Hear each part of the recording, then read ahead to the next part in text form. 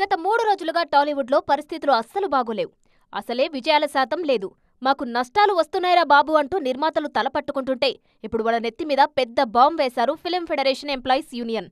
30% వేతనాల పెంపు విషయం చిలికి చిలికి గాలివానలా మారుతుందిప్పుడు. తెలీదన్నాడు, తెలీదంటే తప్పని చెప్పాను.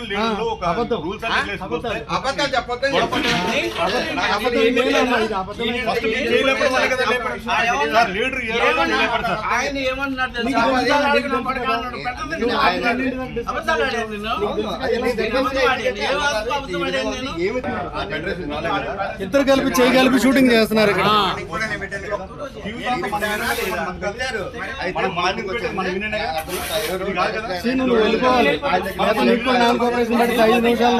స్కిల్ లేని వాళ్లు ఉంటే ఇన్ని రోజులు ఇండస్ట్రీలో ఇన్ని వందల సినిమాలు ఎలా తీశారంటూ ప్రశ్నిస్తున్నారు ఫిలిం ఎంప్లాయీస్ ఫెడరేషన్ అధ్యక్షుడు అనిల్ వల్లభనేని.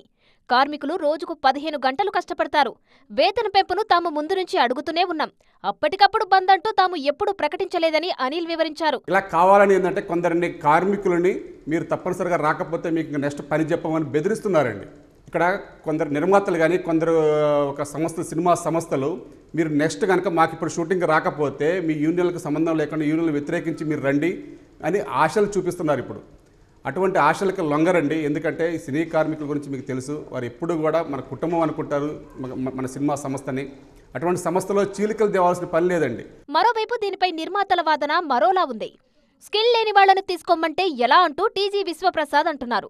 కార్మికులు పనిలోకి రాకుంటే వేరే వాళ్లను తీసుకుంటామంటున్నారు. యూనియన్స్ పేరుతో దందా జరుగుతుందంటూ సంచలన వ్యాఖ్యలు చేశారు విశ్వప్రసాద్. ఇష్యూ వచ్చేసి ఆ యూనియన్స్ ఆ మెంబర్షిప్ ఫీ ఆ డబ్బుల మీద చలామణి చేయించే వ్యవస్థదే ప్రాబ్లం. ఇక్కడ డ్రైవర్కి పే చేయడం సినిమా కోసం అయితే 1000 ఇస్తారు, లేదంటే 2000 ఇస్తారు. దాంట్లో తప్పేముందండి. డిమాండ్ అండ్ సప్లైకి వెళ్తుంది. And most of the workers సినిమాలో పనిచేసే వాళ్ళకు we pay more than 2000 rupees minimum. Film federation employees చేస్తున్న సమ్మెను కాదని ఓ కాస్ట్యూమర్ వర్క్ చేయడానికి వచ్చినందుకు సారథి స్టూడియోలో అతడిపై దాడి చేశారు మిగిలిన సభ్యులు. ఈ విషయం చిరంజీవి దగ్గరికి కూడా వెళ్ళింది. ఆయన ఇప్పటికే నిర్మాతలతో మాట్లాడారు. ఫెడరేషన్ వాళ్లతోనూ మాట్లాడేందుకు సిద్ధమయ్యారు మెగాస్టార్. ఈ ఇద్దరికి వారధిగా పనిచేస్తున్నారీనా.